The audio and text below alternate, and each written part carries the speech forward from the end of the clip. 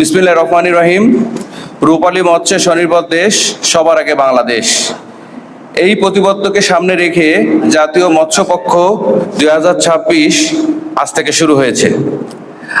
এই উক্ত অনুষ্ঠানে সম্মানিত অতিথিবৃন্দ, বিশেষ অতিথিবৃন্দ, মৎস্য চাষী ভাইয়েরা, মৎস্যজীবী, আমার ডিপো মালিক, আড়ত মালিক, মৎস্য সংশ্লিষ্ট সকল স্টেক হোল্ডারদের আমি এই অনুষ্ঠানে স্বাগত জানাচ্ছি। মৎস্য খাতে বাংলাদেশের অন্যতম একটি খাত। দেশের খাদ্য, পুষ্টির, নিরাপত্তা, কর্মসংস্থান, দারিদ্র্য বিমোচন, বৈদেশিক মুদ্রা অর্জন, এইগুলো সবকিছুই মৎস্যের অন্যতম ভিত্তি। এফএওর একটা প্রতিবেদনে দেখা গিয়েছে যে 2026 সালে বাংলাদেশে মিঠা পানির মাছ উৎপাদনে, মিঠা পানির মাছ আহরণে বাংলাদেশ বিশ্বের দ্বিতীয় স্থান অর্জন করেছে। বদ্ধ জলাশয়ে মাছ উৎপাদনে পঞ্চম স্থান অর্জন করেছে। তেলাপিয়া উৎপাদনে বাংলাদেশ চতুর্থ। ইলিশ আহরণে বাংলাদেশ প্রথম। বাংলাদেশের মৎস্য এই যে অবদান, এটা কিন্তু অনেক দিন ধরেই এটা ধরে রেখেছে। বিশ্বের বড় বড় রাষ্ট্রের সাথে কম্পিটিশন করে বাংলাদেশ কিন্তু একটা ভালো অবস্থানে রয়েছে। বাংলাদেশের মানুষের যে আমিষের চাহিদা, এরকম নিরাপদ আমিষের চাহিদা, এটা কিন্তু মাছ থেকেই আসে। বাংলাদেশের মৎস্য আমিষ যে গ্রহণ করা হয়, টোটাল আমিষের 67.80 গ্রাম কিন্তু মৎস্য থেকে আসে। আগামী অর্থ বছরে মোট মাছ উৎপাদন আমাদের টার্গেট হয়েছে 5.64 মিলিয়ন মেট্রিক টন। বর্তমান সরকার ক্ষমতায় আসার পর থেকে মৎস্য সেক্টরে বিশেষ নজর দিয়েছে এবং অনেক ক্ষেত্রে খুব গুরুত্বপূর্ণ ভূমিকা নিচ্ছে এবং সফলতার পথ আমরা দেখতে পাচ্ছি। এই উৎপাদনশীলতা বৃদ্ধির লক্ষ্যে আধুনিক এবং পরিবেশ বান্ধব চাষ প্রযুক্তি সম্প্রসারণে বিভিন্ন প্রকল্প হাতে নিয়েছে। উন্নত মানের পোনা, রেণু এবং অন্যান্য উপকরণ সহজলভ্য করার জন্য বাণিজ্যের ক্ষেত্রে বিভিন্ন ধরনের সুযোগ সুবিধা সৃষ্টি করছে। সরকার একটা নীতি গ্রহণ করেছে, জাল যার জলা তার। এই নীতির আলোকে প্রকৃত যারা মৎস্যজীবী, তাদের এই যে খাল, বিল, জলাশয়, তাদের অগ্রাধিকার দেওয়া হচ্ছে। তারা এগুলো নিজেদের আয়ত্তে রেখে মাছ আহরণ করবে। মাছ আহরণের নিষিদ্ধ সময়ে জেলেদের সহায়তার জন্য বিকল্প কর্মসংস্থানের সৃষ্টির উদ্দেশ্যে বিভিন্ন ভূমিকা বর্তমান সরকার নিয়েছে। তার মধ্যে অন্যতম হলো কৃষক কার্ড চালু করেছে।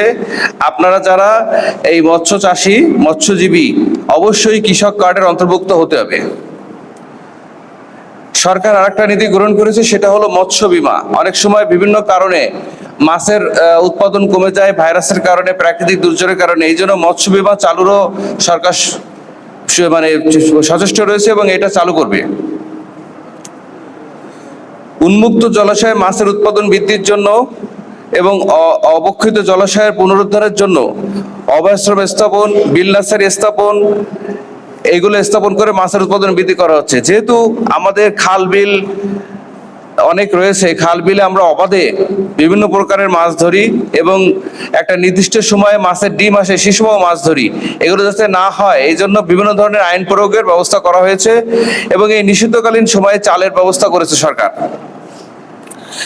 ভ্যালু অ্যাডেড পণ্য, চিংড়ি ব্র্যান্ডিং। চিংড়ি ব্র্যান্ডিং একটা গুরুত্বপূর্ণ ইস্যু। আমরা যেহেতু বিদেশে চিংড়ি রপ্তানি করি, এই রপ্তানিতে কিন্তু ভারত যে পরিমাণে একটা মাছের টাকা পায়, আমরা কিন্তু সেই পরিমাণ পাই না। আমাদেরটা ব্র্যান্ডিং হয়নি। আমাদেরগুলোর দাম যদি $1 হয়, তাদেরটা $5 হয়, অথচ উৎপাদন একই খরচ। এই জন্য চিংড়ি ব্র্যান্ডিং এর জন্য সরকার বিভিন্ন প্রকল্প হাতে নিচ্ছে। 2024-25 সালে মোট উৎপাদন ছিল মাত্র 51.11 লক্ষ মেট্রিক টন। এই উৎপাদন এবার আরো বৃদ্ধির জন্য সরকার বিভিন্ন ধরনের ভূমিকা নিয়েছে। আচ্ছা, ফকিরহাটের বিষয়গুলোতে আসি। আমাদের ফকিরহাটে 87টি গ্রাম আছে, 8টি ইউনিয়ন। ফকিরহাটের মোট আয়তন 161.10 বর্গ কিলোমিটার। মৎস্য সেক্টরে আমরা হিসাব করে দেখেছি প্রায় 27,334 জন বিভিন্নভাবে মৎস্য সেক্টরের সাথে জড়িত। এখানে জেলে আছে 1974 জন, অনেকে মৃত্যুবরণ করার কারণে বাদ গিয়েছে। এখানে 2টি গলদা হ্যাচারি আছে, একটি সাদা মাছের হ্যাচারি নতুন তৈরি হয়েছে। মৎস্য খাদ্য কারখানা একটি আছে, চিংড়ি প্রক্রিয়াজাত কারখানা আছে 3টি, প্রক্রিয়াটি স্থায়ী অভয়াশ্রম আছে 7টি। আচ্ছা, গলদা বাগদা মিলে টোটাল ঘের আছে 8,000-এর উপরে। এখানে পুকুর আছে প্রায় 2710টি। আর প্রক্রিয়াতে বাৎসরিক মাছের উৎপাদন 6,800 টন মেট্রিক টন। এখন আমরা যে 8,000টি যে ঘের, এই ঘেরে টোটাল আয়তন হচ্ছে 3,600 হেক্টর। আর আমরা টোটাল উৎপাদন করি প্রায় 4,000 মেট্রিক টনের মতো, অর্থাৎ আমরা শতক প্রতি 1.5 কেজি। যদি আমরা এই প্রযুক্তিটা কাজে লাগাতে পারি, উন্নত প্রযুক্তি, তাহলে এই 1.5 কেজির জায়গায় যদি কোনো রকম 3 কেজি করা যায় শতক প্রতি, তাহলে দেখেন কত উৎপাদন বৃদ্ধি পাবে। সেক্ষেত্রে এই ফকিরহাটের অর্থনীতি ব্যাপকভাবে সচল হবে। আমরা এই লক্ষ্যে কাজ করে যাচ্ছি। আধুনিক প্রযুক্তি সম্প্রসারণ, খামারগুলো মেকানাইজেশন করছি, উন্নত মেডিসিন যাতে এই চাষিরা পায়, এই জন্য বিভিন্ন এনজিও সংস্থা অলরেডি কাজ করছে। 2টা হ্যাচারি ভালো ভালো তৈরি হয়েছে, যে ওয়াসিস, এলএসটি, এরা ভালো মাছ উৎপাদন করছে। অন্যান্য নতুন হ্যাচারিও তৈরি হচ্ছে এবং এই হ্যাচারিগুলোর মাছগুলো কিন্তু মানও ভালো।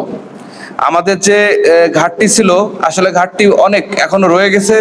সামনে আরো হ্যাচারি তৈরি হবে, আশা করি আমাদের এই ঘাটতি আর থাকবে না। এই যে খালগুলো রয়েছে, বিলগুলো রয়েছে, আমরা যদি নিজেরা রক্ষা না করি তাহলে কিন্তু হবে না। 37টা খাল ফকিরহাটে আছে, 3টা বিল আছে। এখানে কিন্তু প্রচুর দেশীয় প্রজাতির মাছ উৎপাদনের সুযোগ রয়েছে। কিন্তু আমরা চায়না দুয়ারি জাল, তারপর হচ্ছে যে কারেন্ট জাল, এই জালগুলো দিয়ে ওই এখন তো মাছের পেটে কি আছে, ডিম আছে না? এখন কিন্তু এই মাছগুলো যদি আমরা বড়শি দিয়ে ধরি বা বিভিন্ন দিয়ে ধরি, তাহলে কিন্তু মাছের উৎপাদন বাড়বে না।